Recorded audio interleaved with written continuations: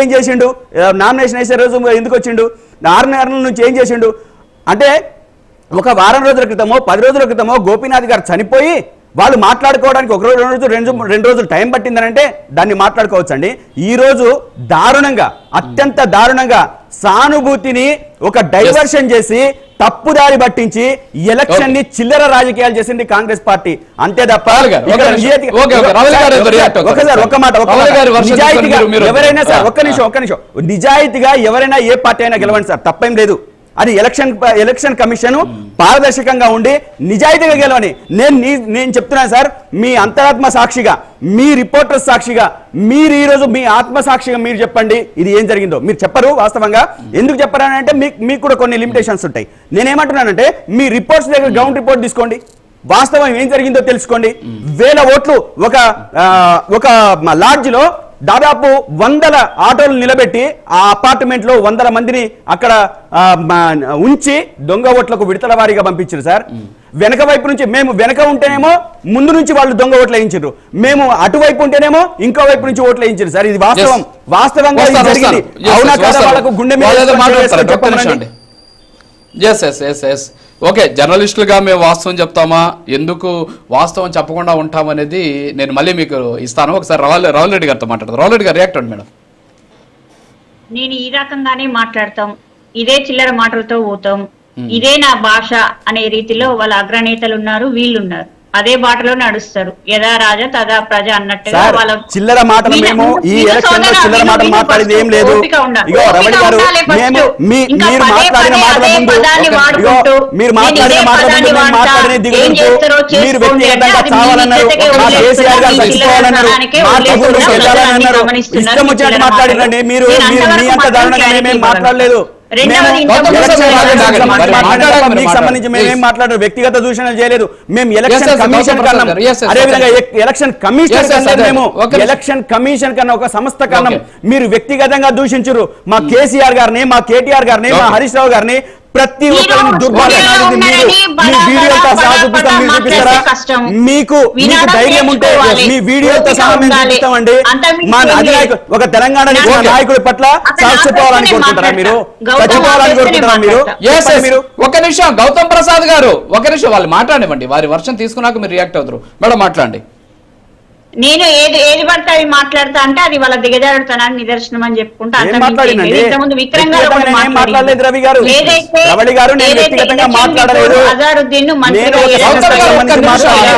రవళి గారి గురించి మాట్లాడుతున్నాం రేవంత్ రెడ్డి గారి గురించి మాట్లాడుతున్నాం మీరు తప్పు మాట్లాడండి ఆగండి ఎలక్షన్ కమిషన్ ఎందుకు ఈ రకంగా సహకరించింది ఎందుకు చూస్తూ ఊరుకున్నది అనే మాటకు నేను మాట్లాడుతున్నా ఏదైతే రాజస్థాన్ లో ఒక స్థానానికి ఖాళీ అయినప్పుడు అది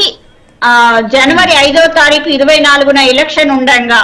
ఏదైతే డిసెంబర్ 30, 2023 రోజు కూడా బీజేపీ పార్టీ రాజస్థాన్ లో ఒక మంత్రిని చేసింది ఆ మంత్రితో ప్రమాణ స్వీకారం చేసింది అక్కడ వర్తించని రూలు కేవలం తెలంగాణకు కాంగ్రెస్ పార్టీ ప్రభుత్వానికి మాత్రమే వర్తిస్తుందా అంటున్నా అంటే ఎలక్షన్ వ్యవస్థ ఎక్కడ ఏ రకంగా అది ఏమంటారు పారదర్శకంగా ఉందా లేదా చూస్తా అది వాళ్ళ నామ్స్ లో ఉంటుందా లేదా అనేది వాళ్ళ నిబంధనలకు లోబడి మేము పనిచేసినాం గతంలో బీజేపీ పార్టీ మంత్రిగా ప్రమాణ స్వీకారం చేయిస్తే అక్కడ ఎలక్షన్ కమిషన్ పనిచేసినట్టు ఇక్కడ మాత్రం పనిచేయనట్టు అంటే ఇది కరెక్ట్ గా ఎన్నికల నిబంధనలకు విరుద్ధంగా ఏమీ జరగలేదు అనే వాస్తవము విక్రమ్ గారికి సమాధానం ఇస్తున్నా రెండవది మేము ఈ రకంగానే మాట్లాడతాం ఈ రకంగానే మసిగూసి ఏదైతే బట్టగాల్చి మీరేస్తాం మా అసహనాన్నంతా కాంగ్రెస్ పార్టీ మీద వ్యక్తం చేస్తాం ప్రభుత్వం మీద వ్యక్తం చేస్తాం ప్రభుత్వ వ్యవస్థ మీద వ్యక్తం చేస్తామంటే చేసుకోమనండి బీఆర్ఎస్ వాళ్ళని వద్దనట్లేదు ఈ రోజు ఏదైతే మాగంటి గోపీనాథ్ గారి తల్లికి కాంగ్రెస్ పార్టీకి ఏమైనా సంబంధమా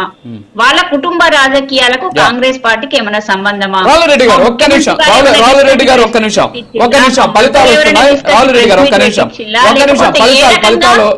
బాధ్యులమైతామంటున్నా వాళ్ళ కుటుంబ సమస్యను వాళ్ళని మాట్లాడుకోమనండి వాళ్ళ తల్లికి చెప్పుకోండి సమాధానం మీరు ఏదో రాజకీయాలు చేసుకుంటూ మీరు మా కాంగ్రెస్ పార్టీ అభ్యర్థి మీద నవీన్ యాదవ్ మీద పదే రౌడీ షీటర్ గూండా రాజకీయం అనుకుంటూ మీ చుట్టూ రౌడీలను గూండాలను తిప్పుకుంటూ ఎలక్షన్ ఏదైతే కేసులు ఉన్న వాళ్ళను ఎలక్షన్ కు 2-3 రోజుల ముందే మీ పార్టీలో జాయిన్ చేసుకుంటూ మీరేమో సక్రమ పార్టీ లాగా మాదేమో రౌడీలు గూండాల పార్టీ లాగా మీరు మాట్లాడుతున్న విధానాన్ని ప్రజలు నవ్వుకుంటారా ఎవరు నవ్వుకుంటారా తెలుస్తుంది. నేను 10 సంవత్సరాలుగా టీఆర్ఎస్ పార్టీ వ్యవహరించిందో అవన్నీ చూసి ఉన్నాం. సోదరులు గౌతమ్ చూసిండో లేదో మాకు తెలియదు కానీ అక్కడ వాళ్ళు వ్యవహరించిండ్రు. మా పని మేము మాత్రమే చేసుకున్నాం తప్ప మేము ఎక్కడ. మేడం రౌలి గారు